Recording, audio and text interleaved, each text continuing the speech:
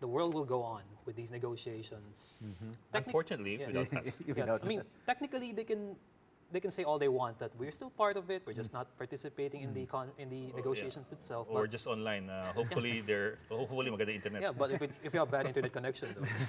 I mean, anyway, the point is we're the ultimate losers with this move. There's no question about it. Yeah. And to me, this is just another indicator of how lowly prioritized climate change is as an issue here in the Philippines.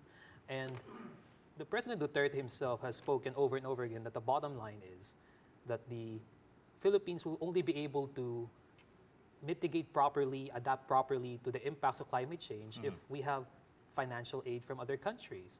And by doing this kind of, as Sir JB said earlier, a macho-like kind of move, how are we supposed to gain allies? How are we supposed to gain support if we're not going to put the work in?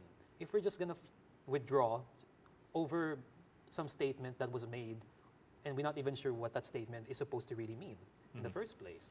So ultimately, the country, especially the poorest and the most vulnerable sectors, are the ultimate losers of this. Which the president acknowledges to be the ones who are hit most by climate change. Yes, he acknowledged it himself.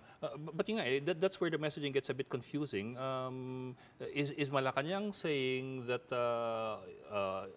climate change really is a big problem and we're doing our part by not letting people go jetting around to these conferences where they say nothing ever happens, or is it the other way around na talagang it's in the back burner? I refer you back to the president's statement ng May 31 where he said na you have nuclear weapons all around and at any one point pwedeng may sumabog, and that is why he said climate change does not really matter to us at all.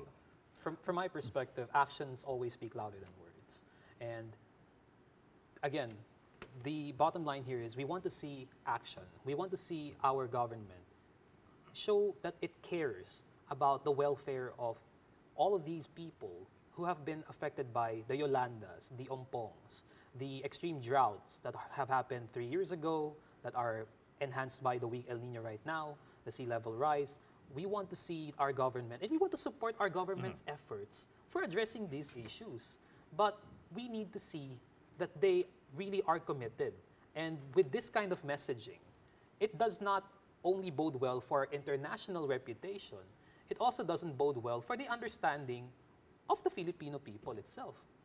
Because if the president says one thing and does something else, then ultimately it's the people who will lose. And that has always been one of our main agendas. We want to help these people who are affected the most by climate change.